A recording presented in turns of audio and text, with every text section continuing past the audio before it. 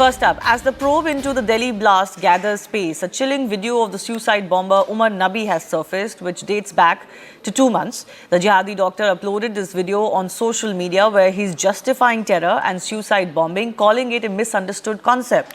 This video has brought to the fore the extent of the radicalization used by these Jaish associates to push the recruits to the extent of suicide bombing in India. Simultaneously, the NI has also now arrested another co-conspirator, Jasir Wani from Srinagar. He's said to be Umar's key associate. He provided crucial technical support, including modifying drones and rocket-based devices used in the wider terror plot. This follows Amir Ali's arrest yesterday, who played a key role in facilitating the car used in the blast. This comes as the death toll has risen to 15, with 2 more victims of the Red Fort blast succumbing to their injuries. The crackdown on Al-Falah University network has also intensified. Hamoud Siddiqui, brother of the university director, has been arrested from Hyderabad in an investment company fraud case, even as parallel terror funding links are being examined.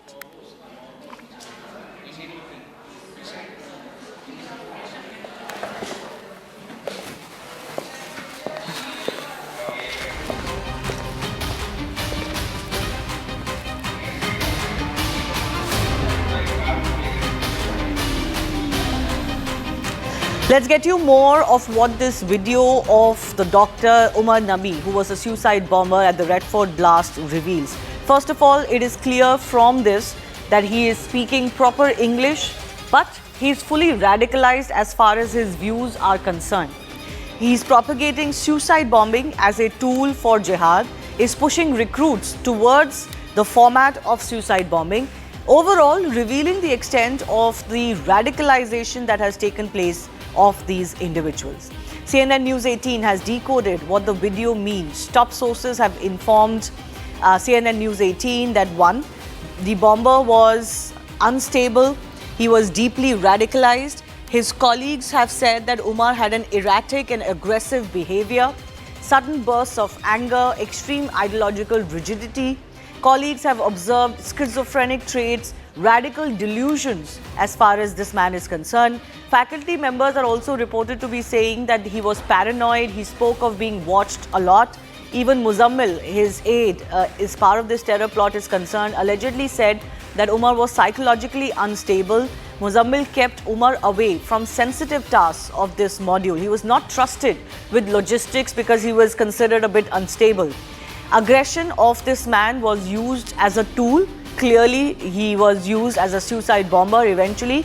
But Umar used to give frequent and violent threats on campus is also something that is coming to line. Hardline indoctrination material, digital content has been recovered by the ED as well. Mental instability combined with radical propaganda is alleged. It is alleged that conditioned him and it created an explosive psychological trigger as far as this man is concerned. Some witnesses are saying he often spoke of teaching people a lesson. So this is the profile of the suicide bomber that has come to light via the investigations that have been conducted. Let's also go across to my colleague Arunima, who's joining us. The investigation agencies piecing together the pieces of what really went into radicalizing the likes of Umar Nabi and others to this extent. And clearly his profile is suggesting that education is no bar as far as propaganda and radicalization is concerned. In fact, that seems to be the very reason why he was zeroed upon by the Jaish-e-Mohammed module, because he was not the usual terrorist, not the terrorist who was battling poverty, not the terrorist who has a background of having seen communal violence. He was, and this is not surprising at all. You look at Osama bin Laden, coming from a very rich family, engineering graduate, so there's no dearth of such, educated, well-speaking terrorists world over. But in India, this is definitely something that we are seeing, a kind of module that we are seeing coming up for the first time, and I think it is deliberate. This telegram, which the investigators are now looking at, this module where which was unfolding online, there seems to be deliberate emphasis on people who were doctors, people who were well educated, who could speak English, and trying to radicalize them. And this video that Dr. Umar Nabi made in English, I think is also targeted at a social strata which comes from a similar background as him, fluently speaking in English, trying to convince them that, the jihad and Fidain attack is not barred in Islam. Police officials who are probing this case tell us that there seems to be ongoing fights in these online modules between the other members and Umar, the other members, it seems, were not convinced about the suicide bombing route, and Umar was trying to convince them. Hence, multiple versions of this video were recorded. He subsequently wanted to put up this video on this platform, convincing his other module members. Investigators also tell us that at least one person who goes by the name of Danish, he was to be the suicide bomber, but he backed out at the last moment, and Umar was not too happy with that. So these videos, I think, more of an indoctrination and a convincing attempt by a desperate Umar Nabi, who himself was convinced that suicide attack was not something that was barred in Islam. Absolutely. Ishan Bani is also joining us with more on this. Ishan, even as the Al-Falah University close to the national capital becomes sort of an epicenter or a place of interest with regards to this investigation, what is also troubling is that the links of a lot of the co-conspirators are coming in from Kashmir, from Srinagar. One more such person has been arrested. Tell us more about the latest arrests that have been going on. Well, yes, there will be more arrests. In coming days, you might hear further people from Kashmir being arrested. Jasir Bilal is the latest one. He was picked up by a team of Jammu and Kashmir police from his residence. A neighbor of Dr. Adil, if you recall, one of the first doctors to be arrested in this case. And then Jasir was picked up from his home. He, along with his cousin and brothers, were also questioned. His father was the one who yesterday, the day before yesterday, actually put kerosene on himself and set himself on fire, and later on succumbed to his injuries. Because he never understood that how his son can possibly take this drastic step of being involved in a group of people who were trying to carry out attack and kill innocent lives. But yes, Jasir was a student at government college at Kazigund. He's in his second semester of studies.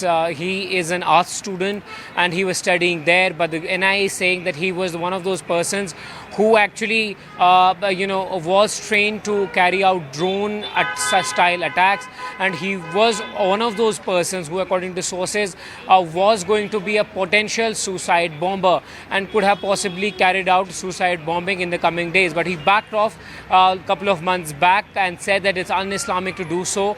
But because he knew the entire plan, he has been formally arrested for conspiring to carry out attack on the Indian soil. There are two formal arrests that the NIA has made so far. One is of the person who has purchased the car. Second is of Jasir, who's a neighbor of Dr. Adil. And both of them are being questioned, and there were further leads that have been developed in coming days. You might hear more names propping in, and NIA formally taking their custody, arresting them, and then later on trying to unearth the possibility of further links that they have. Because this case involves foreign link as well, because they had traveled to Turkey. They had also possibly could have traveled to other places. Remember, Dr. Adil's brother is still being looked at because he has possibly gone out of Dubai to some other country, and possibility reports are that he has been seen in Afghanistan, where he had moved after going to Dubai. So that is, he's also a person of interest for them, and they are trying to legally move forward to get him back so that he could be a person of interest, and questioning can be done in regard to his involvement as well. Because this module was working both for Jaish and Al-Qaeda had come together in terms of Ansar Ghazwatul Hind, so which means that it is a larger conspiracy, and for investigating agencies need to see a bigger role and bigger possible angles in this particular investigation, from Turkey to Afghanistan, Pakistan. So it's all has to be seen. And funding, how did it happen? Was there any Hawala transactions? Was it only the charitable funding as told to us by J&K police that they were doing, or is there more to this case? That's what the NIA to unearth, and in coming days you might see more arrests taking place in this case. Yes, absolutely. But what is, of course, coming to light as far as this video is concerned is how suicide bombing is now being furthered as a means to conduct this jihadist activities, and even being rationalized as some form of martyrdom. Major General Brajesh Kumar, former DG Military Infrastructure and Defence expert is now joining us. Sir, even back in 2011, in the decade of the 2000s, when we used to see frequent blasts in India, there used to be blasts. Material used to be left behind either in trains or at, marketplaces, etc. This new tactic of suicide blasts, which are not suicide bombing, which is not new per se, but we haven't really been seeing this in India. This is the first of its kind suicide bombing in India that has been witnessed now in the heart of the capital. How do you see this challenge? Shibani, terrorism is not static per se. In fact, we in India have seen terrorism of a very large variety, and our Indian security forces are very well versed with it, whether fighting with them in J&K since 1989 or even earlier in the northeast per se. As also in our southern neighborhood, Sri Lankan. We've heard of those LTT and suicide bombers, and we have tackled them as well. So what we find is nothing very new, except that it's got up the value chain. In fact, the people who are now coming into play are, again by design, those, say for example, in the present case, all doctors. Doctors can work with equanimity anywhere per se. And people normally have a reverential kind of a opinion or think about that. So the idea of choosing doctors by the ideologue or whosoever the sanchalak or the director is something very different. And we found that the doctors selected from all over the place, not only in J&K, which of course was the hub, as far as from Lucknow, from a lady who studied in Prayagraj. And today, the medium is such, the medium of internet is such, the medium of technology is such, the channels like Telegram is another, which helps them people cobble together with their little objective, which in this case, rather nefarious in nature. And imagine this happening right next to the capital. That is what was worrisome.